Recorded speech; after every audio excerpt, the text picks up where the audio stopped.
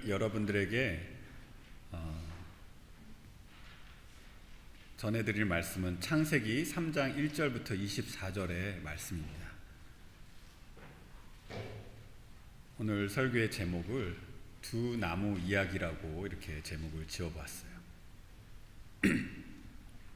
저희가 이제 누가복음에서 보여주시고 계신 예수님에 대해서 배우고 있잖아요. 누가는 예수님께서 예수님의 그 탄생의 역사적인 사실들을 기록하면서 예수님께서 약속된 메시아심을 저에게 증거해 주었어요. 그리고 예수님께서 행하신 그런 기적들을 기록하면서 예수님이 하나님의 아들이신 것을 저에게 증명해 주고 있었습니다. 저는 재작년이죠. 벌써 2023년이죠. 11월부터 지금까지 누가복음 1장부터 계속 설교를 하고 있었어요. 지금 누가복음 7장까지 왔지만 저희는 전 인류의 역사적인 클라이막스인 예수님의 십자가의 사건을 향해서 열심히 이제 누가복음을 배우고 그 클라이막스를 향해서 달려가고 있습니다.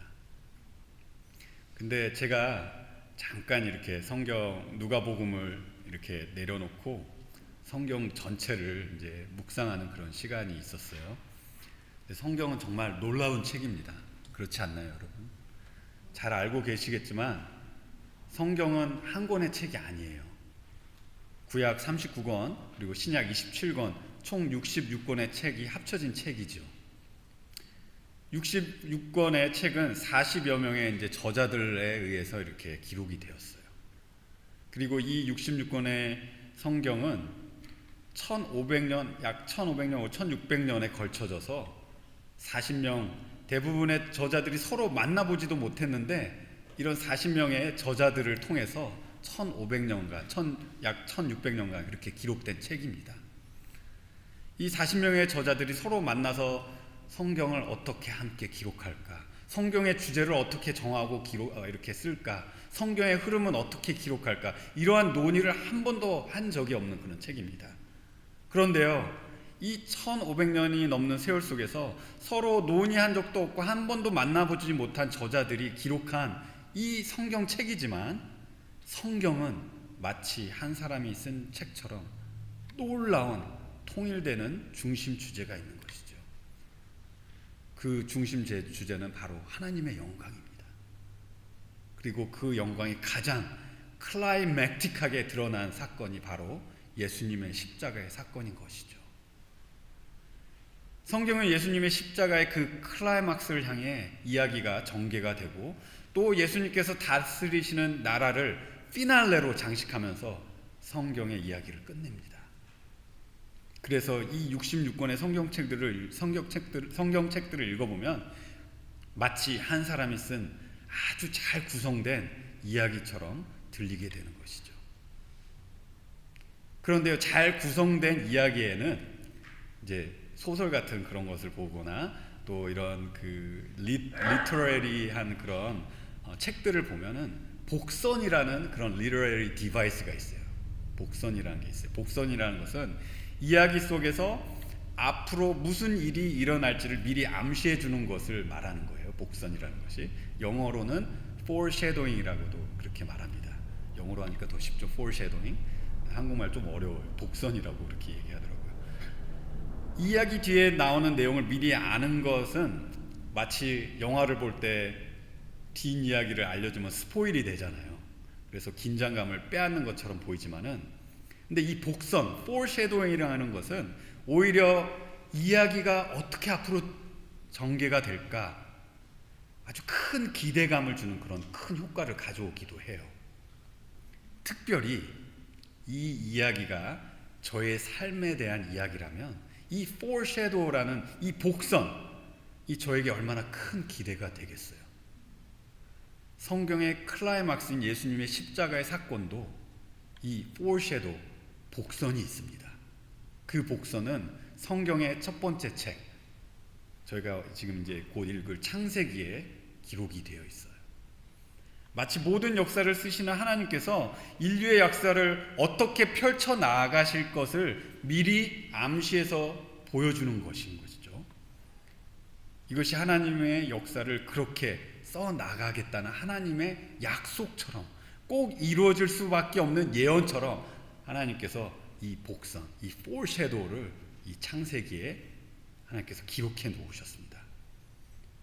이 약속과 예언의 말씀은 아주 특별한 나무 아래에서 이렇게 일어난 일이었어요. 이 나무 아래서 아담과 하와가 처음으로 죄를 지었던 그날 하나님께서 쓰시는 역사라는 이야기의 복선, foreshadow를 저에게 보여주세요. 그 나무 아래서 무슨 일이 일어났는지를 저희가 한번 읽어보고 이 복선이 어떤 내용인지 한번 저희가 찾아보도록 하겠습니다. 창세기 3장 전체를 저희가 읽겠습니다. 조금 길지만 하나님 말씀보다 더 좋은 것은 없죠. 네, 제가 빠른 스피드로 여러분들에게 읽어드리도록 하겠습니다. 여호와 하나님의 지으신 들짐승 중에 뱀이 가장 강교하더라. 뱀이 여자에게 물어 가로되 하나님이 참으로 너희더러 동산 모든 나무의 실과를 먹지 말라 하시더냐? 여자가 뱀에게 말하되 동산 나무의 실과를 우리가 먹을 수 있으나 동산 중앙에 있는 나무의 실과는 하나님의 말씀에 너희는 먹지도 말고 만지지도 말라. 너희가 죽을까 하노라 하셨느니라. 뱀이 여자에게 이르되 너희가 결코 죽지 아니하리라. 너희가 그것을 먹는 날에는 너희 눈이 밝아 하나님과 같이 되어 선악을 알 줄을 하나님이 아심이니라. 여자가 그 나무를 본즉 먹음직도 하고 보암직도 하고 지혜롭게 할 만큼 탐스럽기도 한 나무인지라. 여자가 그 실과를 따먹고 자기와 함께한 남편에게도 주매 그도 먹은지라. 이에 그들의 눈이 밝아 자기들의 몸이 벗은 줄을 알고 무화과 나무 잎을 엮어 치마를 하였더라. 그들이 날이 서늘할 때 동산에 거니시는 여호와 하나님의 음성을 듣고 아담과 그 아내가 여호와의 하나님의 낯을 피하여 동산 나무 사이에 숨은지라. 여호와 하나님이 아담을 부르시며 그에게 이르시되 내가 어디 있느냐? 가로되 내가 동산에서 하나님의 소리를 듣고 내가 벗었으므로 두려워하여 숨었나이다. 가라사대 누가 너의 벗음을 내게 고하였느냐? 내가 너더러 먹지 말라 명한 그 나무 실과를 내가 먹었느냐? 아담이 가로되 하나님이 주셔서 나와 함께 하신 여자 그가 그 나무 실과를 내게 주므로 내가 먹었나이다. 여호와 하나님이 여자에게 이르시되 내가 어찌하여 이렇게 하였느냐? 여자가 가로되 뱀이 나를 꿰므로 내가 먹었나이다. 여호와 하나님이 뱀에게 이르시되 내가 이렇게 하였으니 내가 모든 육축과 들의 모든 짐승보다 더 저주를 받아 배로 다니고 종신토록 흙을 먹을지니라. 내가 너로 여자와 원수가 되게 하고 너의 후손도 여자의 후손과 원수가 되게 하리니 여자의 후손은 내 머리를 상하게 할 것이요 너는 그 발꿈치를 상하게 할 것이니라 하시고 또 여자에게 이르시되 내가 내게 잉태하는 고통을 크게 더하리니 내가 수고하고 자식을 낳을 것이며 너는 남편을 사모하고 남편은 너를 다스릴 것이니라 하시고 아담에게 이르시되 내가 내 아내의 말을 듣고 내가 너더러 먹지 말라 한 나무 실과를 먹었은즉 땅은 너로 인하여 저주를 받고 너는 종신토록 수고하여야 그 소산을 먹으리라. 땅이 내게 가시덤불과 엉겅퀴를 낼 것이라. 너의 먹을 것은 밭의 채소인즉 내가 얼굴에 땀을 흘려야 식물을 먹고 필경은 흙으로 돌아가리니 그 속에서 내가 취함을 입었음이니라. 너는 흙이니 흙으로 돌아갈 것이니라 하시니라. 아담이 그 아내를 하와라 이름하였으니 그는 모든 산자의 어미가 됨이더라. 여호와 하나님이 아담과 그 아내를 위하여 가죽옷을 지어 입히시니라. 여호와 하나님이 가라사대 보라 이 사람이 선악을 아는 일에 우리 중 하나같이 되었으니 그가 그 손을 들어 생명나무 실과도 따먹고 영생할까 하노라 하시고 여호와 하나님이 에덴 동산에서 그 사람을 내어 보내어 그의 근본된 토지를 갈게 하시니라. 이같이 하나님이 그 사람을 쫓아내시고 에덴 동산 동편에 그룹들과 두루 도는 화영검을 두어 생명나무의 길을 지키게 하시니라. 아멘. 창세기 3장은 선악을 알게 하는 나무 아래서 벌어진 끔찍한 일을 보여주고 있습니다. 이 날은 인류의 가장 최악의 날이었습니다. 이 날은 인류가 최초로 죄를 지은 날이었고, 또 이 날은 인류가 거룩하고 정의로우신 하나님의 심판을 선고받은 날이었습니다.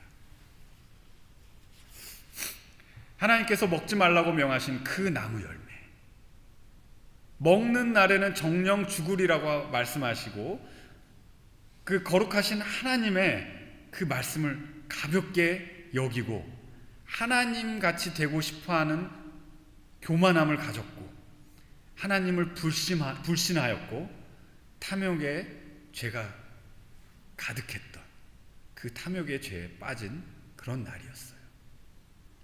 그 결과 온 세상이 그 죄로 인하여 저주를 받았습니다. 그 저주로 인해서 하나님과 멀어졌습니다. 하나님께서 창조하신 지상 낙원에서 추방을 당해야 했습니다. 이 죄의 결과는 단순히 아담과 하와의 책임으로 끝나지 않았어요. 그로 인해서 저희 모두가, 지금 앉아 계신 여러분 모두가 죄의 종노릇을 해야 했습니다. 그리고 저희 모두가 죽음을 맞이하게 되었습니다. 그리고 죄로 인하여 하나님 심판대 앞에 서는 날이 있게 되었던 것이죠. 그 심판은 꺼지지 않는 고통과 분노와 증오가 가득한 영원한 지옥인 것입니다. 선악을 알게 하는 이 나무에서 일어난 이야기가 이렇게 끝난다면 얼마나 비극이었겠어요. 하지만 이 최악의 날은 비극으로 끝나지 않았습니다. 이 날은 은혜와 자비의 하나님께서 저에게 예수님을 보내주시겠다고 약속해 주신 날이었기 때문이었어요. 비극에서 희망의 메시지로 이야기가 시작되는 날이 되었던 거예요. 죄로 멀어지고 하나님의 동산에서 추방된 인류가 구원자 되신 예수님을 기다리는 첫날이 되었던 것이죠. 놀랍게도 그날은 이미 2000년 전에 일어났죠. 그날은 2000년 전에 이미 저에게 일어난 일이었습니다. 여자의 몸에서 하나님 되신 예수님이 탄생하셨고, 저희 모두를 구원하신 십자가의 역사로 하나님께서 약속하신 모든 일을 다 이루어 주셨습니다. 아담이 죄를 지었던 그날이 세상에 빛을 잃었던 날이었다면, 예수님께서 오신 그날은 어둡고 어두웠던 세상을 밝히 비춰주신 그런 날이 된 것이죠. 오늘 저희는 이 창세기 3장 그 선악을 알게 한 나무 아래 잠깐 돌아가 보기를 원합니다. 그래서 그 나무 아래에 있었던 일을 주목해 볼 때 두 가지를 생각해 보았으면 좋겠어요. 첫 번째는 죄로 고통하는 아픔입니다. 두 번째는 은혜의 구원의 약속입니다. 오늘 이 두 가지를 저희가 생각해 보고, 그래서 오늘날 저에게 베풀어 주신 놀라우신 하나님의 사랑을 더욱 감사하고 찬양하는 시간이 되었으면 좋겠습니다. 자, 저희가 이 선악을 알게 하는 나무 아래에서 일어난 사건 속에서 보여지는 그 죄와 고통과 아픔을 보면 가장 큰 고통은 여러분 무엇이라고 생각하세요? 해산하는 고통?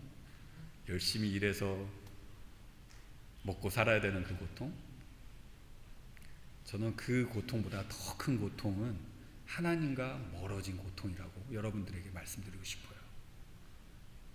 하나님과 멀어진 고통. 마치 관역에 화살을 쏠 때 화살의 그 조준이 조금이라도 삐뚤어지면 그 화살은 가면 갈수록 관역과 한없이 멀어질 수밖에 없어요. 이런 것처럼 하나님을 불순종한 작은 죄가 지금 온 세상이 하나님과 멀어져도 너무나도 멀어지는 그런 결과를 만들어진 게 된 것이죠.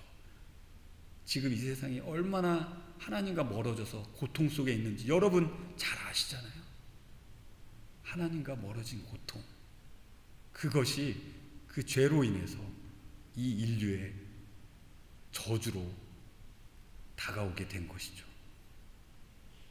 하나님께서 금하신 선을 알게 하는 나무의 열매를 먹음으로 말미암아 저희는 진정한 악이 무엇인지, 진정한 선이 무엇인지 깊게 알게 되었습니다. 진정한 악은 하나님을 불순종하여 하나님과 한없이 멀어져 버리는 것이고요, 진정한 선은 하나님의 말씀을 순종하고 삶의 모든 것을 창조주 하나님 한 분만을 의존하며 하나님 한 분만을 섬기며 하나님과 늘 함께 동행하는 것이 선이라는 것을 이 나무가 진정 저에게 가르쳐 주게 된 것이에요. 그래서 이 나무가 저는 진정 선과 악을 알게 하는 나무라고 생각이 되는 것입니다. 여러분, 이 사건 속에서 저희가 정말 뼈속 깊숙이까지 알아야 하는 것은 세상을 창조하시고 모든 주권과 모든 권세를 가지고 계신 하나님께 불순종하는 것이 얼마나 무서운지를 저희는 정말 깨달아야 되는 것이에요. 생각해보면 과일을 하나 먹는 것, 어떻게 보면 충분히 용서될 수 있는 문제 같아요. 뭐 어떤 꼬마애가 저희 집에 와서 뭐 냉장고에서 과일 사과 하나를 꺼내 먹었다, 전 충분히 용서해 줄 수 있을 것 같아요.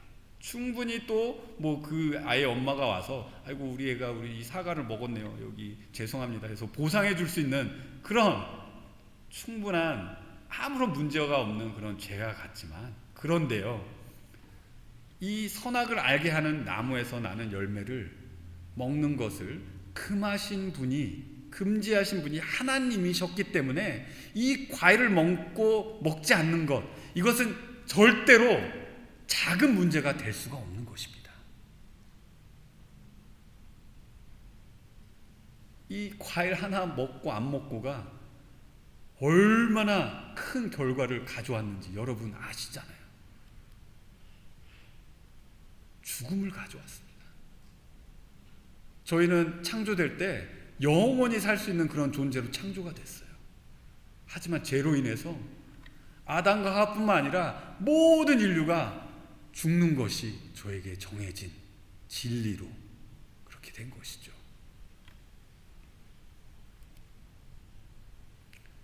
과일 하나 먹지 말라고 명하신 이 명령을 어긴 제가 이렇게 큰 결과를 가져왔는데, 여러분, 저에게 구원을 베풀어 주시고 은혜를 주시고 이런 하나님을 저희가 알면서도 하나님을 모른다, 하나님을 부인하고 하나님을 믿지 않고 저희가 스스로 교만해져서 하나님을 외면하는 죄를 짓는다면 이것은 얼마나 더 큰 죄가 될까요? 여러분, 저희가 지은 모든 죄는 하나라도 해결되지 않으면 영원한 심판을 받을 수밖에 없습니다. 저희가 하나님처럼 거룩해지지 않으면 심판을 받을 수밖에 없는 거예요. 여러분, 죄와 거룩이 어떤 모습이냐면요, 물컵에 물이 이렇게 가득 차 있어요. 근데 그 물컵에 20명을 죽일 수 있는 그 독극물 한 방울이 들어간다면 저희가 그 물을 마실 수가 있을까요? 절대 마실 수가 없습니다. 한 방울이라도 들어간다면. 이런 것과 같이 삶에 많은 선한 일을 하여도 거룩하게 살라고 노력하여서 나의 삶의 잔에 선한 것으로 가득 채워도 이 독과 같은 죄가 한 방울이라도 저희 삶 속에 들어간다면 하나님께서 그 잔을 받으시지 않으시는 거예요. 이것이 거룩한 것이고 이것이 죄의 모습인 것입니다. 거룩한 것은 완전한 것이고 완벽한 것이고 티가 하나라도 있을 수 없는 것이 거룩한 거예요. 그런 거룩하신 하나님 앞에 하나님의 거룩함으로 서지 않는다면 저희가 작은 그 아무것도 아닌 것 같은 그런 거짓말 하나라도 저희 삶 속에 있었다면 그것은 정의로우신 하나님 앞에 마땅히 심판을 받아야 마땅한 것이 되는 것이죠. 하나님께서 저희를 하나님의 거룩하심으로 심판하신 것은 너무나도 당연한 것입니다. 왜냐하면요, 하나님은 정의로우시기 때문이에요. 그러한 거룩하신 하나님 앞에서 저희가 어떻게 감히 의롭다고 할 수 있을까요? 이 세상에 누가 내 자신은 결백하다고, 나는 의롭다, 내 삶에는 단 하나의 죄악도 없다라고 할 수 있을까요? 아무도 할 수 없습니다. 모든 사람이 죄를 범하였으며 하나님의 영광에 이르지 못하더니, 모든 사람이 하나님 앞에서 죄인인 것을 명백하기 때문이에요. 여러분, 근데 저희가 저희의 지은 죄를 하나님 앞에서 포장하고 숨기려 할 때 저희는 구원받을 수 없어요. 아담은 그 죄를 숨기려 했습니다. 그 부끄러움을 가리려고 하였어요. 하나님은 아담이 숨은 곳으로 찾아오셨어요. 아담에게 너가 어디 있느냐라고 물으시면서 아담의 죄를 드러내셨습니다. 하나님께서 아담과 숨바꼭질을 하신 게 아니에요. 아담이 어딘지 몰라서 아담에게 내가 어디 있느냐 물으신 게 아니에요. 하나님께서 내가 어디 있느냐, 네 꼴이 지금 무슨 꼴이냐 이렇게 말씀하시면서 아담 스스로 아담이 처한 그 처지를, 그 죄악된 상태를 깨닫기 원하셔서 내가 지금 어디 있느냐 그렇게 물으셨던 거예요. 하나님께서는 또 물으십니다. 내가 먹지 말라고 했던 그 실과를 먹었느냐 라고 물으시면서 아담의 죄를 스스로 자백하기를 원하셨던 것이죠. 여러분, 이곳에 아직 하나님 앞에 내 죄를 숨기시고 하나님 앞에 나오시지 못하신 분이 있으시다면, 아직도 숨어 계신 분이 있으시다면, 아직도 나의 그냥 보잘것없는 그런 선한 것들, 마치 잎사귀가 말라버리면 다 떨어질 것 같은 그런 아주 보잘것없는 의로움으로 여러분들 스스로를 가리우고 계시다면 그것은 정말 미련한 일인 것입니다. 여러분, 저희는 벌거벗은 모습대로 하나님 앞에 나와야 돼요. 저희 있는 죄악 있는 모습 그대로 하나님 앞에 나와서 저희가 가진 죄악을 주님 앞에 고백해야 되고 자백해야 되는 것입니다. 그렇게 했을 때 하나님께서 저에게 하나님의 은혜를 보여주실 수 있는 거예요. 여러분, 하나님 앞에 나오셔야 합니다. 그리고 그 숨긴 죄 하나님 앞에서 다 여러분들 스스로 여러분들이 고백하셔야 해요. 다 아뢰셔야 합니다. 그리고 저희를 구원하신 예수님을 믿으셔야 되는 거예요. 그것이 하나님께서 죄인된 저에게 원하시는 거예요. 숨는 것을 원하시지 않으십니다. 죄를 생각할 때 저희는 저의 창조주 되시고 주권자 되시고 심판하시는 하나님을 두려워할 수밖에 없어요. 특별히 죄가 해결되지 않았을 때 저에게 있을 무서운 그 지옥이라는 심판을 두려워하면서 매일매일 불안함 속에 살 수밖에 없습니다. 하지만 이 두려움이 한순간 사라질 때 얼마나 기쁘겠어요. 그런데 그러한 일이 저에게는 이미 일어났습니다. 바로 예수님께서 이 땅에 오셔서 저의 죄를 위하여 죽으시고 부활하신 그 날이었어요. 그 날이 이미 저에게 일어났습니다. 이 날이 오늘 저희가 읽은 이 창세기 3장의 foreshadow, 복선처럼 저에게 약속되어 있는데, 저희가 이 선악을 알게 하는 나무 아래서 일어난 그 사건을 주목할 때 이 두 번째 하나님께서 약속하신 은혜의 구원의 계획을 저희가 바라보게 되는 것입니다. 모든 죄를 공평하게 하나도 남김없이 심판하시는 공의로운 하나님은 또 사랑의 하나님이십니다. 그래서 죄를 지었던 그 첫날 데이 1부터 저에게 구원을 약속을 해 주십니다. 이 약속은 창세기 3장 15절에 하나님께서 뱀에게 저주를 하시는 장면 속에서 저에게 해 주신 약속입니다. 그 약속을 다시 읽어드리면 14절부터 여러분들에게 다시 읽어드리면, 여호와 하나님이 뱀에게 이르시되 내가 이렇게 하였으니 내가 모든 육축과 들의 모든 짐승보다 더 저주를 받아 배로 다니고 종신토록 흙을 먹을지니라. 여기까지는 사탄의 도구가 되었던 뱀을 향한 저주였어요. 하지만 15절에는 이 뱀을 이용하여 온 인류를 속이고 시험에 빠지게 한 사탄을 향한 저주를 말씀하고 계신 것이에요. 15절에 내가 너로 여자와 원수가 되게 하고 너의 후손도 여자의 후손과 원수가 되게 하리니 여자의 후손은 내 머리를 상하게 할 것이요 너는 그의 발꿈치를 상하게 할 것이니라 하시고, 15절의 말씀은 최초의 복음이라고도 불립니다. 하나님께서 구원자 메시아를 약속하신 말씀이기 때문이에요. 15절 말씀 속에는 하나님께서 저희를 구원하시기 위해 계획하신 4가지의 은혜를 볼 수가 있습니다. 첫 번째로 하나님의 사람과 사탄을 추종하는, 사탄을 따르는 사람들 사이에 원수됨이라는 적대감을 두시는 것을 볼 수가 있어요. 왜 이게 은혜냐고요? 왜 저희가 하나가 될 수 없냐? 왜 하나가 돼야지, 하나가 되는 게 더 큰 은혜가 아닌가요? 라고 물으실 수도 있어요. 이 세상은, 저희가 사는 세상은 모두가 하나가 되어야 된다고 해요. 그런데요, 선과 악은 함께 할 수가 없습니다. 선과 악은 구분이 되어야 하는 거예요. 선과 악은 마치 빛과 어둠과 같은 것입니다. 같이 공존할 수가 없는 것입니다. 선과 악은 완전히 다른 길일 수밖에 없어요. 그래서 공중 권세 잡은 사탄과 그 사탄의 지배 아래에 있는 세상이 하나님을 믿는 자들을 가만히 둘 수가 없는 이유가 바로 이런 것들이기 때문이에요. 같이 할 수가 없습니다. 그런데 반대로 하나님을 믿는 자녀들이 죄된 세상을 사랑할 수 없는 이유가 되기도 하는 거예요. 하나님께서 그 사이에 적대감을 주셨기 때문입니다. 이것은 하나님께서 사랑하는 자녀들을 보호하시기 위한 하나님의 계획이신 거예요.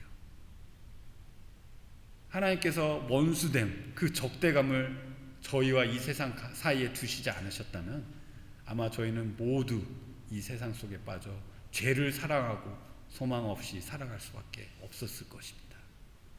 그렇기 때문에 이것이 저에게 은혜인 것입니다. 두 번째로 하나님께서 저희를 구원하시기 위해 특별한 후손을 약속해 주시는 것을 볼 수가 있어요. 얼마나 놀라운 은혜인지 모르겠어요. 여기에서 이제 후손은 여러 가지 의미를 하기도 하지만 여기 이 구절에서는 특정한 인물을, 특정한 한 명을 의미하는 그런 후손입니다. 이 특정한 후손이 사탄의 머리를 상하게 하고 그 사탄은 발꿈치를 상하게 한다고 이렇게 하셨는데, 저희가 이 그림을 볼 때 저희는 이분이 메시아 외 다른 사람이라고 이렇게 상상을 할 수가 없는 거예요. 너무나도 뚜렷한 거예요.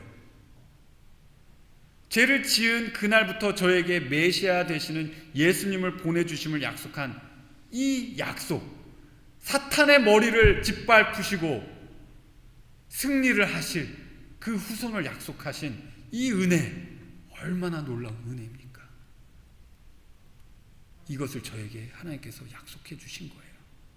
세 번째로는 하나님께서 약속하신 이 메시아가 승리하는 것을 저희가 볼 수가 있어요. 말씀에 사탄의 머리를 상하게 할 것이라고 하셨죠. 이 머리가 상한다는 것은 그냥 이렇게 한 대 때리는 것이 아니에요. 뭐 꼴밤 한 대 주는 것이 아니에요. 이것은 치명상을 의미합니다. 저희가 팔을 다치고 다리를 다쳐도 저희는 생존할 수 있어요. 그런데 머리를 다치는 것은 생존이 불가능한 것입니다.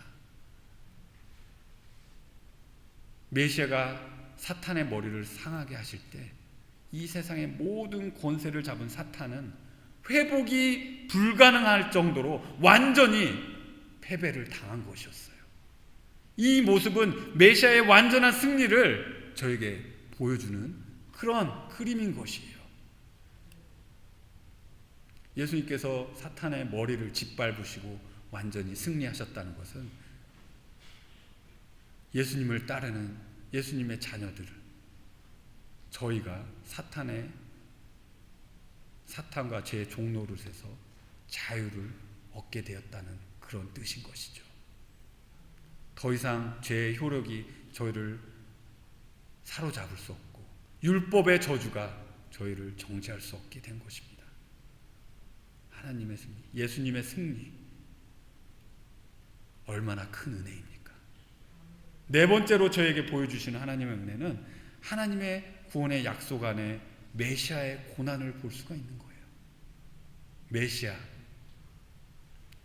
메시아는 이 사탄의 머리를 그렇게 상하게 하셨지만은 반대로 이 사탄은 이 여자의 후손의 발꿈치를 상하게 하는 그런 그림을 저희가 보게 되는 것입니다.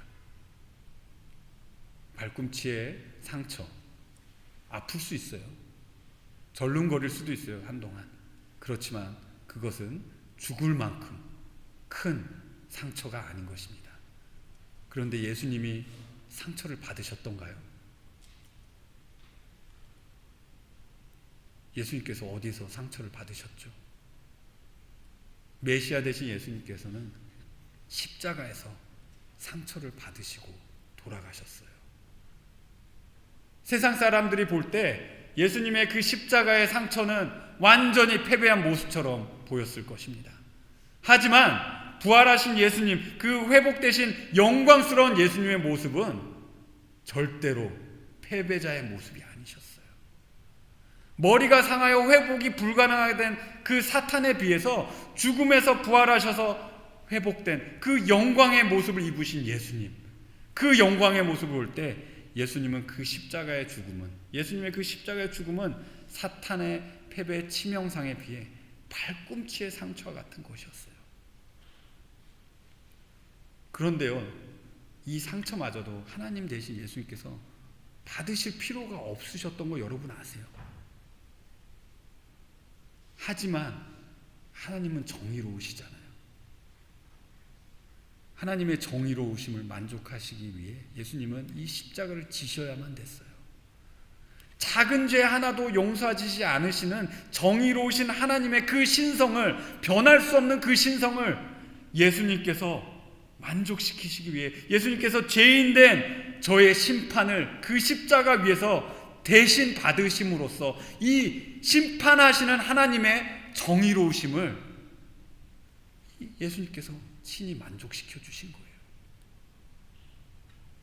그런데요, 더 놀라운 것은요, 이 십자가 위에서 예수님은 또 하나님의 놀라운 사랑을 보여주신 것입니다. 사랑은 모든 것을 용서해야 됩니다. 사랑은 모든 것을 참아야 합니다. 사랑은 진노하지 않습니다.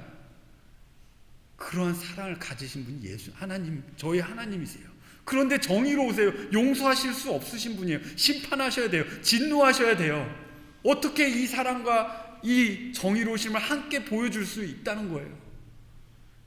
그런데요, 예수님은 하나님의 이 신성, 이 사랑을 저희에게 보여주시기 위해서 하나님 아버지를 순종하시고 그 십자가에서 고통을 당하셔서 저희를 구원하심으로써 하나님의 그 큰 진노를 대신 받으심으로써 이 사랑과 정의를 그 십자가 위에서 저에게 보여주신 거예요.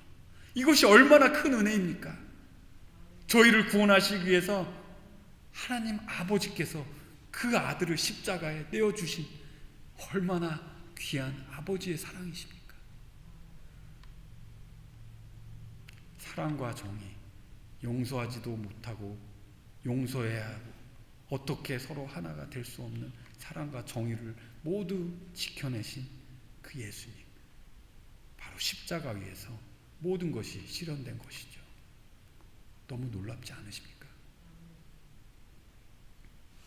선악을 알게 하던 그 나무 아래서 인류가 죄를 지었던 그날부터 하나님은 저희를 구원하실 계획을 이렇게 보여주신 거예요. 아담은 하나님께서 하신 이 약속을 믿었어요. 그리고 하와를 통해 이 땅에 오실 그 메시아를 기다렸습니다.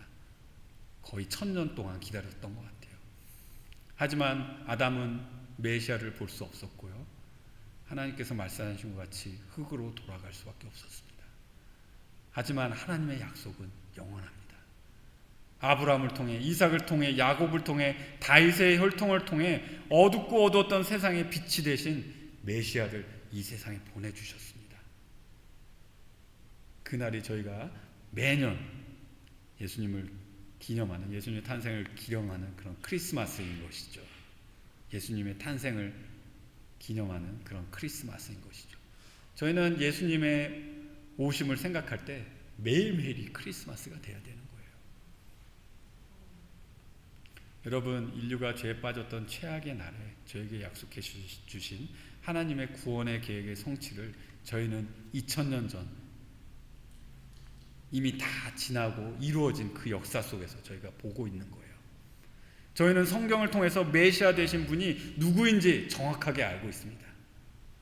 완전한 하나님이시고 완전한 사람이셨던 처녀 마리아에게서 태어나신 예수님이셨습니다. 여자의 몸에서 태어나신 예수님이셨던 거예요. 저희는 왜 예수님께서 왜 십자가의 고난을 받으셔야 했는지 성경을 통해서 너무나도 분명하게 알고 있어요. 저의 죄의 값을 치르기 위해서, 하나님의 정의로우심을 만족시키기 위해서, 하나님의 진노를 저희 대신 받으셔야만 했기 때문에, 그렇게 해야지만 저희가 구원을 얻을 수 있기 때문에 그 고난을 받으셨어요. 이 모든 것을 이미 다 이루어졌다는 사실이 여러분 얼마나 기쁜 일이에요. 하나님께서 약속하신 구원이 이미 다 이루어졌다는 사실이 여러분과 저에게는 얼마나 큰 기쁜 일인 거예요. 아담은 예수님을 기다려서 예수님을 보지 못했지만 저희는 2000년 전에 오신 예수님을 너무나도 분명하게 이 성경을 통해서 바라보고 있는 것입니다. 기뻐하고 또 기뻐해야 하는 일이고, 하나님께 찬양과 영광과 모든 좋은 것으로 감사드려야 되는 일인 것이에요.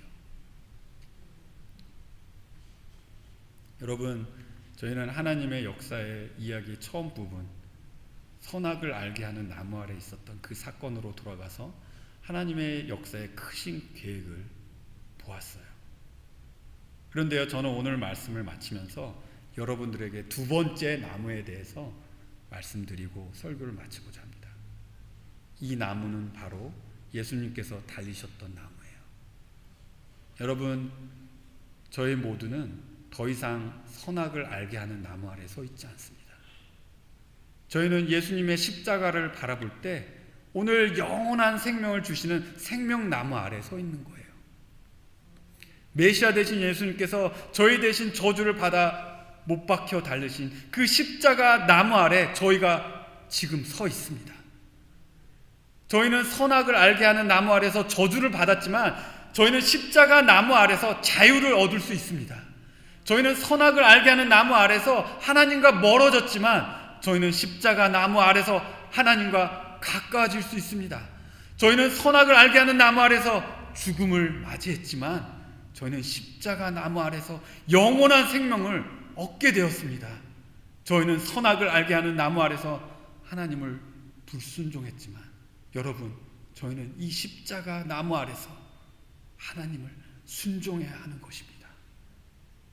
여러분, 하나님께로 나오셔야 합니다. 예수님의 십자가를 통해서 하나님께로 나오셔야 합니다. 저에게 생명을 주시는 십자가 나무 아래서 나의 죄를 자백하고 그 죄에서 돌이켜 회개하시고 저의 죄를 전부 다 용서해 주신 예수님을 믿으셔야 합니다. 그렇게 했을 때 구원을 얻고 영원한 생명, 하늘나라의 소망을 얻을 수 있는 것입니다. 여러분, 이 영생을 주신 십자가 나무 아래서 부활의 첫 열매가 되신 예수님을 믿으시고 죄악을 알게 한 그 나무의 저주에서 벗어나 이제는 저희가 진정한 선이 무엇인지 가르쳐 주시는 그 십자가의 나무 열매를 여러분들 삶에 맺혀내지 않으시겠습니까? 함께 기도 드리시겠습니다. 친히 나무에 달려 그 몸으로 우리 죄를 담당하셨으니 이는 우리로 죄에 대하여 죽고 의에 대하여 살게 하려 하심이라. 그가 채찍에 맞음으로 너희는 나음을 얻었나니 너희가 전에는 양과 같이 길을 잃었더니 이제는 너희 영혼의 목자와 감독 되신 이에게 돌아왔느니라. 하나님 아버지, 오늘 저에게 이 두 나무의 그림을 보여주심을 감사드립니다. 한 나무 아래서 저희가 얼마나 하나님과 멀어지고 비참해진 그런 사람인 것을 저희가 바라보았습니다. 저희 죄로 인하여 저희는 하나님의 그 무서운 진노를 받아 마땅한 그런 사람들이라는 것을 다시 한번 기억하였습니다. 하지만 하나님께서 저에게 보여주신 이 생명, 그 십자가의 나무에서 우리 예수님을 다시 바라보게 하심을 감사드립니다. 예수님 아래서, 예수님의 그 십자가 아래서 저의 죄가 다, 그 무거웠던 죄가 그 십자가 아래 다 내려졌고 저희가 자유를 얻었고 저희가 영생을 얻은 것을 주님 다시 한번 감사드립니다. 이 놀라운 말씀 속에 저에게 보여주신 하나님의 그 놀라우신 은혜와 사랑, 저희가 어떻게 가만히 묵묵히 바라만 볼 수 있으며 어떻게 조용히 가만히 있을 수 있겠습니까? 주님, 저희가 주님을 찬양하며 주님께 영광을 돌리며 저의 마음속에 있는 모든 좋은 것으로 주님께 찬양을 드리길 원합니다. 하나님 아버지, 이 말씀을 통해서 주님 저에게 주신 그 은혜 다시 한번 감사드리며 저의 삶이 주님을 섬기는 그 찬양과 또 영광으로 가득 찰 수 있도록 저희 성도님들의 매일매일을 주님께서 지켜주시기를 간절히 기도드립니다. 감사드리며 이 모든 것을 예수님의 귀하신 이름으로 기도드렸습니다. 아멘. 함께 찬송가